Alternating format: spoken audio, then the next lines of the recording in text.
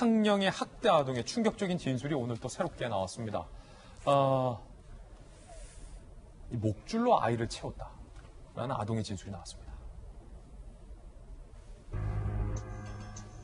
저희가 많이 걸러서 방송하는 겁니다. 목줄로 채웠다. 아동보호전문기관의 진술 내용에 따르면 10살 A양은 평소에는 묶어두었다가 청소나 설거지 등 집안일을 할 때만 풀어줬다.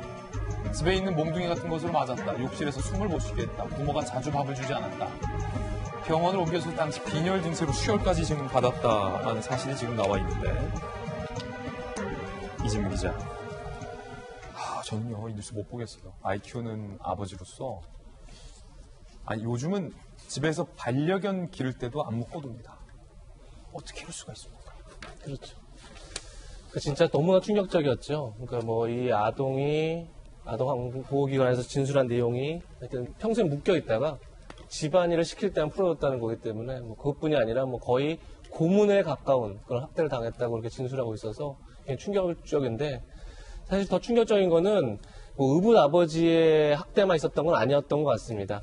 그러니까 이 아동이 4살 때 위탁 가정에 맡겨지는데, 그때 이미 친모가 본인이 위탁 가정에 맡기는 걸 의뢰하면서 학대와 돌봄이 곤란하다 이렇게 본인 스스로가 증언을 했습니다. 예. 그때부터 쉽게 어떻게 보면 이미 그게 2015년이니까 이미 5년 전부터, 그리고 그 이전부터 이미 학대가 계속 진행되고 있었고, 그걸 친모가 본인 스스로도 그래서 위탁가에 맡겼는데, 자, 그리고 나서 2017년도, 그러니까 언제 정확하게 다시 이제 친모와 의붓 아버지가 살게 됐는지 모르겠지만 2017년도에 이사하면서 같이 거주했던 걸로 그렇게 보입니다. 그때부터 지금까지 최소 3, 4년간 거의 고문에 가까운 학대가 이루어졌던 거죠. 그러니까 어떻게든 진짜 국가기관이 개입을 해서 이 사태를 미연에 방지했어야 되는데, 아까 말씀드린 것처럼 이미 2015년도에 엄마 스스로가 내가 아이를 학대해서 내가 키울 수가 없다 그래서 위탁가정에 맡겼기 때문에 이미 정부기관도 학대가 이루어진 걸 어느 정도 알고 있었습니다. 있었네요. 그런데 불구하고 이제 그 뒤로 계속 제대로 모니터링이 되지 않은 거죠. 그런 상황에서 아이는 점점 정말 처참할 정도로, 이건 뭐 어떻게 학대 정도의 수준이 아니자 고문에 가까운 그런 것을 당하면서 계속 견뎌왔을 것을 생각하면 정말 끔찍한 일이 아닐 수 없을 것 같습니다. 위탁가정, 이재명 기자가 언급했잖아요. 이 아이가 시민에 의해서 구조됐을 때 집에 가기 싫다, 큰아빠 집에 들어가 달라라고 간절하게 모르는 어른한테 애원을 합니다. 근데 아이가 말했던 그 큰아빠 집이 바로 그 위탁가정이었습니다. 모르는 어른입니다. 본인을 구조해준 시민. 편의점에 데려가서 배고파요. 밥 사주고 약 사서 상처 치료해줘요. 그 시민에게. 집에 가기 싫어요. 집에 안 가고 싶어요. 데려다 주세요. 거기. 잘해주시니까. 큰아빠, 큰엄마한테 데려다 주세요. 근데 그 큰아빠가 실제 큰아빠가 아니었어요.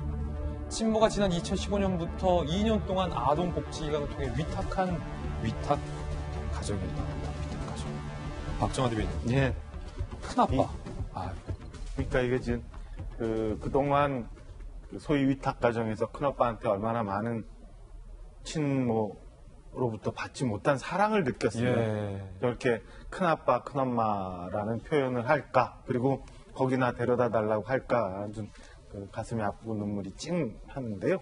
이 건은 제가 볼 때는 계부나 친모가 저 아이를 학대한 게 아니라 우리 사회가 저 아이를 학대했다고 저는 해석을 해요. 앞에 이재명 부장 말씀 쭉 주셨지만 사실은 2011년 출생해서 2015년부터 여러 가지 징후들이 있었어요. 우리 이미 친모가 학대 및 돌봄 곤란으로 그때부터 위탁가정을 신청을 했었고, 그 후에 여러 가지 주소 이전 등 그다음에 새로 계부와 결혼하는 과정에서 전입신고하는 과정에서 다 걸러졌었거든요. 심지어는 그래서 5차까지 가정 방문을 해요. 근데 가정 방문에 이미 이 아이는 몇 년 전부터 학대에 가까운 저런 대우를 받고 왔는데 3차 방문 지원 2018년 9월 아이가 쾌하라고 밝았다.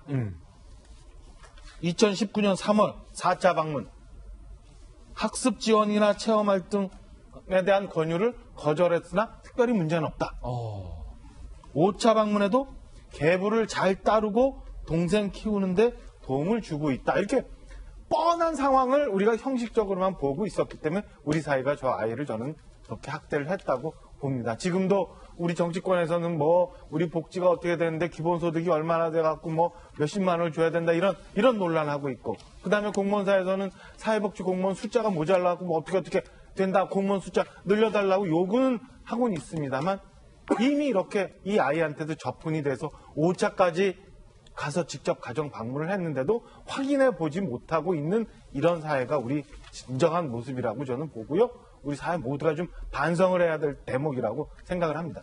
아니, 서재원 부대. 예. 물론 이 가정 방문으로 모든 것을 다 알 수는 없겠습니다만, 아이의 진술에 따르면 그렇게 지속적인 학대가 있었고 평소에 목줄로 묶어두기까지 했는데, 어떻게 가정 보고서에 아이가 쾌활하고 계부를 잘 따르고 동생을 잘 챙기고, 예? 예, 그러니까 지금 어떻게 그렇게 쓸 수 있습니까? 예, 그러니까 대부분의 그 가정 방문 하시는 분은 당연히 꼼꼼하게 보시겠죠. 근데 이 건만 봤을 때는 한 차례도 아니고 5차례인데 이 합리적 의심을 넘어서 이게 통상적으로 질문을 해도 너 잘 지내니가 아니고 요즘 어떻게 지내니만 물었어도 이래 되는데, 방문해서 목적, 그 보고서를 쓰는 게 목적이 아니잖아요. 그 아이들이 상황에서 정말 편안하고 잘 양육되어 있는지 그 상황을 보러 가는 것이지, 이 방문자 입장에서는 그게 방문하는 게 목적인 것이고 보고서 작성이 목적이라고 의심할 수밖에 없는 대목이고, 저는 그래서 이 부분에 있어서는 법도 좋고 제도적인 것도 좋죠. 하지만 결국에는 그 현장 일선에 계신 분들이 이것을 어떻게 이용하는지, 그리고 소명의식을 가지고 해야지, 아무리 법이나 제도가 완벽하게 하더라도 이것을 활용하시는 실질적으로 일선에서 이게 안 따라주면은 이 일이 또 재발할 수 있는 환경이 맞기 때문에 법 제정도 물론 중요하지만, 대다수 분들은 당연히 어떤 소명의식을 가지고 있지만 한두 분을 때문에 이 전체 단체가, 그리고 더 나아가서 사회에서도 분열을 일으키는 원흉이 되기 때문에 좀 더 이게 집중해서 이런 거는 좀 다시는 재발하지 않고 뉴스에서는 안 들어야 된다는 거죠. 지금요, 이 창원 경찰이 이 아동이 어떻게 학대되었는지와 관련돼서 기자들에게 백브리핑을 했는데, 이재명 기자, 그냥 알려진 내용에 따르면 이틀 정도의 베란다, 테라스에 목에 줄이 채워져 있었다.